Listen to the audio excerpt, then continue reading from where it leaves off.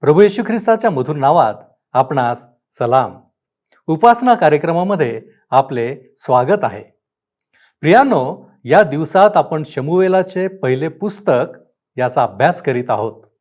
शाऊल राजाने दाविदाला मारण्याचा जो निर्णय घेतला होता, त्यामुळे दाविदाचे जीवन कोठे पळू आणि कोठे लपू असे झाले होते.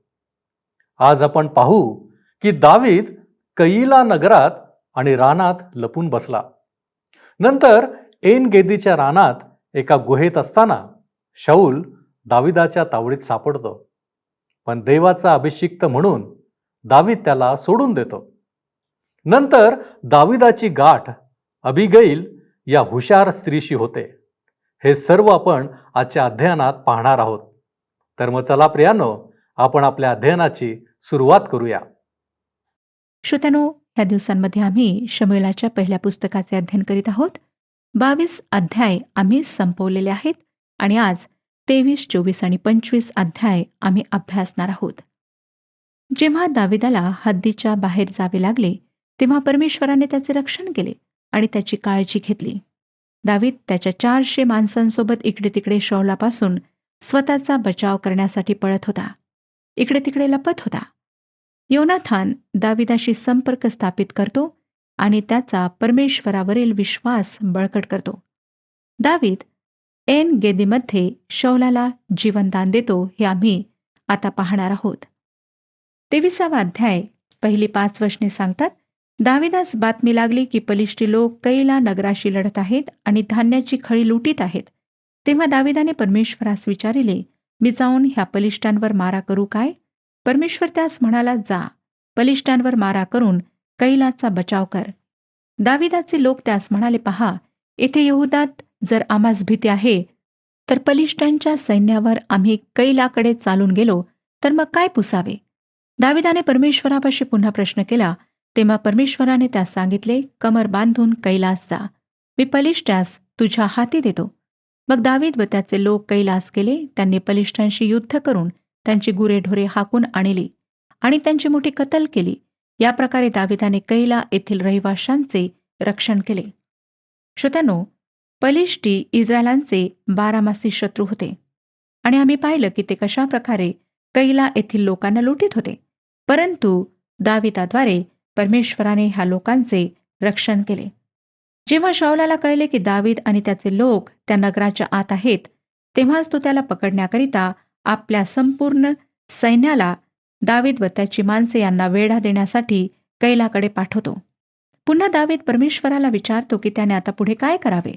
परमेश्वर त्याला सांगतो की पळून जा, कारण कैलाचे लोक त्याला शाऊलापासून वाचवणार नाहीत. जरी हे खरं आहे की त्याने त्यांचा बचाव केला, पण ते आता त्याच्या बचावाकरिता येणार नाहीत. 23वा अध्याय 13वं वचन पुढे आम्हाला सांगतं, तेव्हा दावीद व त्याचे सुमारे 600 लोक कैलातून निघून वाट फुटेल तिकडे गेले. दावीद कैलाहून निसटून गेला हे शाऊलास कोणी सांगितले, तेव्हा त्याने निघण्याचे रहित केले. आता दाविदाचे लोक आम्हाला दिसतं की 600 झालेले आहेत आणि ते इकडे तिकडे पांगल्या गेलेत. ते त्या ठिकाणाहून एकत्र बाहेर निघू शकले नाहीत. शाऊल दाविदाचा पाठलाग करतो आणि योनाथान आणि दावीद एकमेकांशी करार करतात. 14 ते 16 वचने, मग दावीद रानातील गढ्यात राहू लागला. तो जीफ नावाच्या रानातील पहाडी प्रदेशात राहिला. शाऊल त्याचा शोध नित्य करीत असे, पण देवाने त्यास त्याच्या हाती लागू दिले नाही. दाविदास कळून चुकले होते की शाऊल आपला प्राण घेण्यास निघाला आहे. दावीद जीफ नावाच्या रानात एका उंचवट्यावरील झाडीत राहिला होता. तेव्हा शाऊलाचा पुत्र योनाथान निघून दाविदाकडे त्या उंचवट्यावरील झाडीत गेला. देवाच्या ठाई त्याचा भरोसा दृढ करून त्याच्या हाताला त्याने बळकटी दिली. श्रोत्यानो, लक्षात घ्या की योनाथान त्याच्या मित्राशी किती सत्यनिष्ठ आणि प्रामाणिक आहे. त्याचप्रमाणे ज्या गोष्टी तो त्याला उत्साहित करण्याकरिता करतो, त्यामध्ये तो किती विश्वासू आहे. 17 आणि 18 वचनांमध्ये आम्हाला वाचायला मिळतं की त्याने त्यास म्हटले, भिवू नको, माझा बाप शाऊल याच्या हाती तू लागावयाचा नाहीस. तू इस्रायलाचा राजा होणार व मी तुझा दुय्यम होणार. माझा बाप शाऊल यालाही हे ठाऊक आहे. त्या दोघांनी परमेश्वरापुढे करार केला. मग दावीद त्या उंचवट्यावरील झाडीत राहिला व योनाथान आपल्या घरी गेला. श्रोत्यानो, योनाथानाने अशा प्रकारे दाविदाला धैर्य दिले, हिंमत दिली. शौल परमेश्वराच्या विरुद्धात सुद्धा बंड करीत होता. योनाथान तरी सुद्धा परमेश्वराची इच्छा अंमलात आणण्याकरिता इच्छुक होता. योनाथानाच्या कृतीवरून आम्हाला आढळून येतं की तो एक महान पुरुष आहे. त्याची वागणूक मला योहान बप्तिस्मा देणाऱ्याची आठवण करून देते, ज्याने योहान कृष्णवर्तमान 3 अध्याय आणि 30व्या वचनात म्हटले, त्याची अधिकाधिक अर्थात प्रभू येशू ख्रिस्ताची अधिकाधिक वृद्धी झाली पाहिजे आणि माझा अधिकाधिक ऱ्हास झाला पाहिजे. 23वा अध्याय 19वे वचन.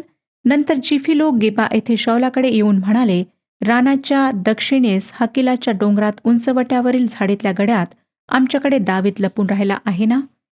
शौलाने दाविदाला शोधून काढण्याचा निश्चय केला होता आणि त्याच्यासोबत जिफी लोक सुद्धा दाविदाला शोधून काढून त्याच्या स्वाधीन करण्याकरिता त्याच्या बाजूला झालेत. नंतर पुढे 26वे वचन सांगतं की शौल डोंगराच्या ह्या बाजूने चालला आणि दावीद व त्याचे लोक डोंगराच्या त्या बाजूने चालले.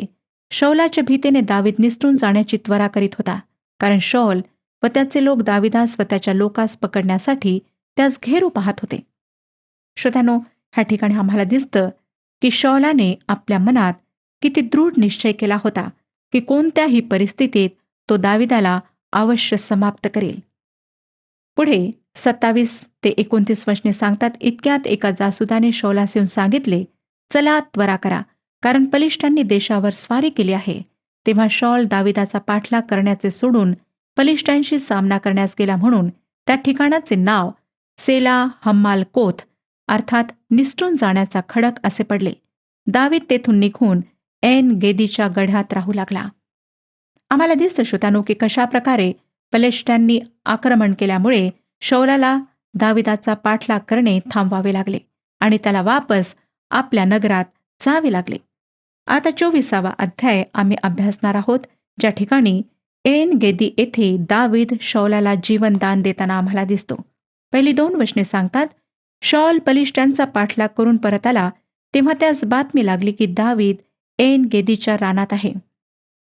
तेव्हा शौल सर्व इस्रायलातून 3000 लोक निवडून घेऊन रान बकऱ्यांच्या खडकावर दाविदाच्या व त्याच्या लोकांच्या शोधास गेला. अजूनही त्याच्या मनातली ती भावना समाप्त झालेली नाही. तो दृढ निश्चय तुटलेला नाही आणि तो पुन्हा दाविदाचा पाठलाग करीत आहे. श्रोत्यानो, दावीद एका ओबड-दोबड अशा जागी लपण्याकरिता गेला आहे आणि शौल त्याला 3000 सैनिकांना सोबत घेऊन शोधत आहे. दाविदाजवळ त्यावेळी फक्त 600 सैनिक होते. शौलाच्या सैन्यापुढे दाविदाचे सैन्य काहीच नव्हते. 3रं वचन आम्हाला सांगतं, वाटेने जाताना तो एका मेंढपाळापाशी आला. तेथे एक गुहा होती.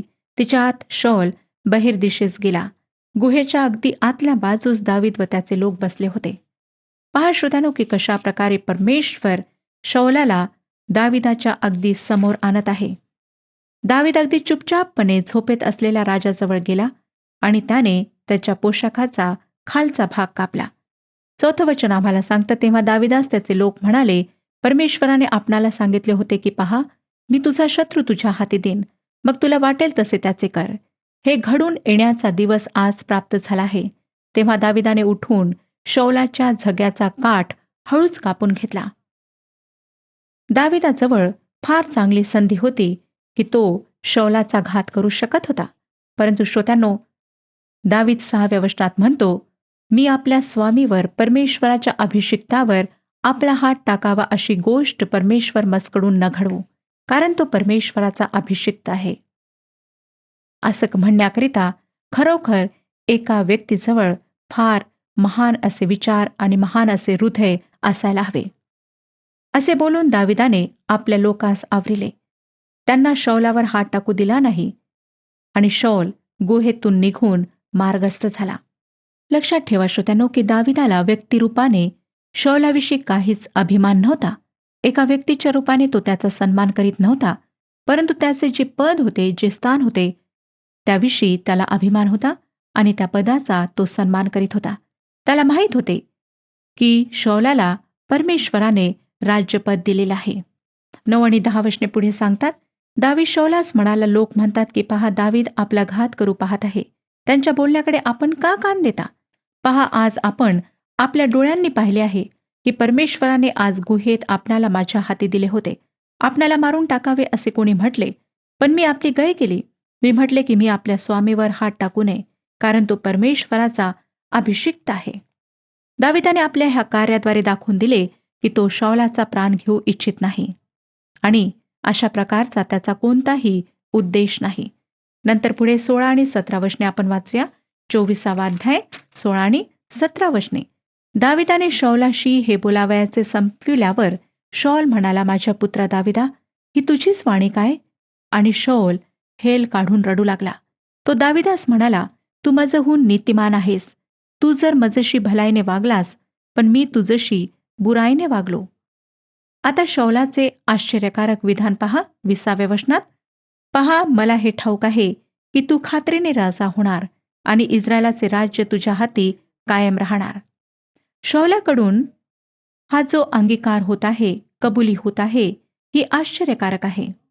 शाऊलाला कळून चुकतं की दावीद जे काही सांगत आहे ते एकदम खरे आहे आणि तो त्याच्या जीवाला हानी न पोहोचवता त्याला प्राणदान देतो. हे पाहून त्याचे मन भरून येते आणि त्यावेळी तो हे मान्य करतो की एक दिवस दावीदच इस्रायलांचा राजा होणार आहे. 21 आणि 22 वचने. तर आता मजजवळ परमेश्वराच्या नामाने अशी आणभाग कर की तू माझ्या पश्चात माझ्या वंशाचा उच्छेद करणार नाहीस आणि माझ्या बापाच्या घराण्यातून माझी नाव निशाणी नाहीशी करणार नाहीस. तेव्हा दाविदाने शाऊलाजवळ अशीच आणभाग केली. मग शाऊल आपल्या घरी गेला आणि दावीद आपल्या लोकांसह गडावर गेला. जेव्हा त्यांचे संभाषण संपले श्रोत्यानो, तेव्हा शाऊल स्वतःच्या घरी वापस गेला. परंतु दावीद आणि त्याचे लोक गुहेकडे परत गेलेत. अजूनपर्यंतही दाविदाचा शाऊलावर विश्वास नव्हता. दावीद निर्जन अरण्यात पुढे पुढे शाऊलापासून लपण्यास जात राहतो, कारण त्याला माहीत होते की एक दिवस पुन्हा असा येईल की शाऊल पुन्हा त्याचा पाठलाग करू लागेल. आता श्रोत्यानो, आम्ही 25व्या अध्यायाकडे वळत आहोत. 25व्या अध्यायात दावीद आणि अबिगैल ह्याविषयी आम्हाला वाचायला मिळते. 1 ते 5 वचने वाचूया. पुढे शमूएल मृत्यू पावला, तेव्हा सर्व इस्रायल लोकांनी एकत्र जमून शोक केला आणि रामा येथील त्याच्या घरात त्यास मूठमाती दिली. इकडे दावीद निघून पारान नावाच्या अरण्यात गेला. मावोन येथे एक मनुष्य होता. तो आपला व्यवहार कर्मेल येथे चालवित असे. तो माणूस मोठा मातबर असून त्याची 3000 मेंढरे व 1000 बकरी होती. तो कर्मेलात आपल्या मेंढ्याची लोकर कातरीत होता. त्याचे नाव नाबाल असे होते व त्याच्या स्त्रीचे नाव अबिगैल असे होते. ती स्त्री बुद्धिमत्ती व रूपवती होती, परंतु तो पुरुष कठोर व वाईट चालीचा होता. तो कालेब वंशातला होता. नाबाल आपल्या मेंढरांची लोकर कातरीत असल्याचे दाविदाने अरण्यात ऐकले. तेव्हा दाविदाने 10 तरुण पुरुषास तेथे पाठविले. त्याने त्या तरुणास सांगितले की कर्मेल येथे नाबालाकडे जाऊन त्यास माझा सलाम सांगा. दावीद नाबालच्या संपत्तीचे रक्षण करीत होता. त्याचे बरेच मोठे सैन्य होते आणि तो सहज रीतीने नाबालाला लुटू शकत होता. त्याच्या मेंढरांना चोरून भोजनाकरिता उपयोगात आणू शकत होता. परंतु श्रोत्यानो, त्याने तसे केले नाही. उलट त्याने चोर लुटारूंना तसे करण्यापासून रोखले. नाबालाची मदत करण्यास त्याने बरेच काही केले. आता दाविदाला आणि त्याच्या माणसांना भोजनाची आवश्यकता आहे आणि म्हणून तो त्याच्या माणसांना नाबालकडे मदत मागण्यास पाठवतो. 6 ते 10 वचने पहा काय सांगतात. त्या सुखसंपन्न पुरुषास म्हणा की आपले आपल्या घराण्याचे व आपल्या सर्वस्वाचे कुशल असो. मी असे ऐकले की आपण लोकर कातरणारे लाविले आहेत. आपले धनगर आमच्यामध्ये होते. आम्ही त्यास काही उपद्रव दिला नाही आणि ते कर्मेलात असताना त्याची काही एक हानी झाली नाही. आपल्या चाकरास विचारा, म्हणजे ते आपल्याला सांगतील. तर या तरुण पुरुषावर कृपादृष्टी करा. आम्ही आनंदाच्या दिवशी आलो आहो, तर आपला हात चालेल तेवढे आपल्या दासास व आपला पुत्र दावीद यास द्या. दाविदाच्या तरुण पुरुषांनी जाऊन त्याच्या नावाने नाबालास हे सर्व शब्द सांगितले व ते स्तब्ध राहिले. नाबालाने दाविदाच्या सेवकास म्हटले, दावीद कोण? हा इशयाचा पुत्र कोण? आजकाल बहुत दास आपापल्या धनाला सोडून पळून जातात. श्रोत्यानो, नाबाल म्हणत आहे की दाविदाने शाऊलाचा विश्वासघात केला आहे आणि तो अप्रामाणिक आहे. 11 आणि 12 वचने. माझे अन्न, माझे पाणी आणि माझ्या कातरणाऱ्यांसाठी मारिलेल्या पशूंचे मांस जे कोण, कोठले हे मला ठाऊक नाही असल्या लोकास मी देऊ काय? तेव्हा दाविदाच्या तरुण पुरुषांनी आल्या वाटेने माघारी जाऊन हे सर्व शब्द जशाचे तसे दाविदाला सांगितले. मी आपणास आधीच सांगितले होते श्रोत्यानो, की दाविदाच्या केसांचा रंग तांबूस होता, अर्थात तो रागिष्ट होता, लवकर क्रोध येणाऱ्यांमधून होता. आता त्याला हे सर्व ऐकून संताप आला आहे. 13वं वचन सांगतं की तेव्हा दावीद आपल्या लोकांस म्हणाला, आपल्या तरवारी आपल्या कमरास बांधा, आणि त्या प्रत्येकाने आपापली तरवार आपल्या कमरेस बांधिली. दाविदानेही आपली तरवार कमरेस बांधिली. दाविदाबरोबर 400 पुरुष गेले आणि 200 पुरुष सामाना-सुमानाजवळ राहिले. नाबालच्या घराण्यातील कोणीतरी हे ऐकले आणि अबिगैलला जाऊन सांगितले. 14वं वचन, इकडे एका चाकराने नाबालाची स्त्री अबिगैल हिला सांगितले की दाविदाने रानातून आमच्या स्वामीचे क्षेमकुशल विचारण्याकरिता जासूद पाठवले होते, पण तो त्यांच्या अंगावर ओरडला. जेव्हा अबिगैलने हे ऐकले की तिच्या पतीच्या आणि दाविदाच्या तरुण पुरुषांमध्ये काय बोलणे झाले, तेव्हा तिला कळून चुकले की दावीद आता काय करणार. म्हणून तिने खूप सारी अन्नसामुग्री घेतली आणि ती दाविदाकडे व त्याच्या लोकांकडे गेली. 18वं वचन सांगतं की तेव्हा अबिगैल हिने त्वरेने 200 भाकरी, द्राक्षरसाचे 2 बुधले, 5 मेंढरांचे रांधिलेले मांस, 5 मापे हुरडा, खिसमिसाचे 100 घड आणि अंजिराच्या 200 ढेपा ही सर्व घेऊन गाढवावर लादली. ती आपल्या चाकरास म्हणाली, तुम्ही पुढे चला, मी तुमच्या मागून येते. याविषयी तिने आपला नवरा नाबाल यास काही सांगितले नाही. श्रोत्यानो, अशा प्रकारे अबिगैलने आपल्या नवऱ्याची लाज राखली आणि जे काही भयंकर असे घडणार होते ते तिने टाळण्याचा प्रयत्न केला. तिने एका मध्यस्थाची भूमिका निभावली. तिने नवऱ्याच्या मूर्खपणाकरिता दाविदाला माफी मागितली. ती समजदार आणि बुद्धिमान स्त्री होती. श्रोत्यानो, परमेश्वर नेहमीच अशा नीतिमान लोकांच्या शोधात असतो जे मध्यस्थीचे कार्य करू शकतील. ज्या प्रकारे अबिगैलने वागणूक केली ती फार अर्थपूर्ण होती. ह्या ठिकाणी तिने आपली बुद्धिमत्ताच प्रगट केली नाही, परंतु परमेश्वराच्या अभिषक्ताविषयी आदर प्रगट केला. ती बुद्धिमान होती आणि परमेश्वरावर विश्वास ठेवणारी, त्याचे भय मानणारी होती. डोंगराच्या आडवळणाने दावीद त्याच्या सैन्यासोबत फार वेगाने येत होता. तो रागाने बेभान होता. स्वतःच्या मनात म्हणत होता की मी नाबालला पाहून घेईन. तो ह्या प्रकारे माझ्याशी वागू शकत नाही. परंतु इकडे ती स्त्री दाविदाकडे इतकं सारं सामान घेऊन येत आहे. पहिल्या वेळी परमेश्वराच्या अभिषिक्ताचा एका चांगल्या स्त्रीशी समोरासमोर सामना होत आहे, जी दाविदाच्या मते चांगली, उत्तम आदर्श स्त्री होती. ती त्याच्या समोर आली व त्याला वाकून तिने अभिवादन केले. त्या धुळीत जमिनीवर पालथे पडून ती दाविदाला म्हणते की सारा सूड माझ्यावर काढा, कारण ती नाबालाची पत्नी आहे. जे काही तिने केले त्यात तिने बुद्धिमत्ता दाखवली, कारण दावीद इतक्या सुंदर स्त्रीला तिने ज्या प्रकारे त्याच्यासमोर येऊन विनवणी केली त्यामुळे काही करणार नव्हता. नंतर ती तिच्या पतीच्या मूर्खपणाबद्दल, क्रूरतेबद्दल क्षमा मागते. 25वं वचन आम्हाला सांगतं, माझ्या स्वामींनी त्या अधम नाबालाचे काही एक मनात आणू नये. तो आपल्या नावासारखाच आहे. त्याचे नाव नाबाल अर्थात मूर्ख असे आहे आणि त्याच्या ठाई मूर्खपणा आहे. ज्या तरुण पुरुषास माझ्या स्वामींनी पाठविले होते त्यास मी पाहिले नाही. श्रोत्यांनो, अशा प्रकारे अबिगैलने मोठ्या चतुराईने आलेले संकट टाळण्याचा प्रयत्न केला. नंतर 32 आणि 33 वचने सांगतात, दावीद अबिगैलेस म्हणाला, ज्याने तुला आज माझ्या भेटीस पाठविले तो इस्रायलाचा देव परमेश्वर धन्य. धन्य तुझ्या दूरदर्शीपणाची, तू स्वतः धन्य. तू आज मला आपल्या हाताने रक्तपात करण्यापासून व सूड उगविण्यापासून आवरिले आहे. श्रोत्यानो, मी आपणाला आधीच सांगितले होते की दावीद भयंकर अशा रागात होता आणि तो नाबालला मारण्याकरिता, त्याच्या लोकांना मारण्याकरिता निघाला होता. परंतु ह्या स्त्रीने मधात येऊन त्याला अडविले. दाविदाला अशा कृत्यापासून अलिप्त ठेवले, जे केल्यानंतर त्याला पश्चाताप करावा लागला असता. 34 आणि 35 वचने, वस्तुतः इस्रायलाचा देव परमेश्वर याने तुला उपद्रव करण्यापासून मला आवरिले आहे. त्याच्या जीविताची शपथ, तू मला तातडीने भेटावयास आली नसतीस तर खरोखर सकाळी उजेडेपर्यंत नाबालाचा एक पुरुषही जिवंत राहिला नसता. नंतर तिने जे काही आणले होते त्याचा स्वीकार करून दावीद तिला म्हणाला, आपल्या घरी सुखाने जा. पहा, मी तुझा शब्द ऐकला आहे व तुझी विनंती मान्य केली आहे. दाविदाने जे काही अबिगैलने आणले होते ते सर्व स्वीकारले, तिची विनंती स्वीकारली. 36 ते 38 मग अबिगैल नाबालाकडे गेली. तो त्याने आपल्या घरी राजाच्या सारखी मेजवानी केली आहे असे तिने पाहिले. त्याचे चित्त रमून गेले होते. तो फार झिंगला होता. यास्तव सकाळी उजाडेपर्यंत तिने त्याला कमी जास्त काही सांगितले नाही. सकाळी नाबालाची नशा उतरल्यावर त्याच्या स्त्रीने ह्या सर्व गोष्टी त्यास सांगितल्या. तेव्हा त्याचे हृदय मृतवत झाले. तो पाषाणासारखा झाला. नंतर 10 दिवसांनी परमेश्वराकडून नाबालास असा तडाखा मिळाला की तो मृत्यू पावला. आता दावीद काय करणार ते आम्ही पाहणार आहोत. 39 वचन सांगतं, नाबालाच्या मृत्यूचे वृत्त ऐकून दावीद म्हणाला, नाबालाच्या हातून माझी अप्रतिष्ठा झाली. तिची दाद ज्याने घेतली आणि आपल्या दासास घात करण्यापासून आवरिले, तो परमेश्वर धन्य. परमेश्वराने नाबालाचे दुष्कर्म त्याच्या शिरी उलटविले. मग दाविदाने अबिगैलेशी लग्नाचे बोलणे करण्याकरिता तिच्याकडे लोक पाठविले. श्रोत्यानो, अबिगैलीला पत्नी म्हणून स्वीकारण्याची त्याने इच्छा प्रगट केली.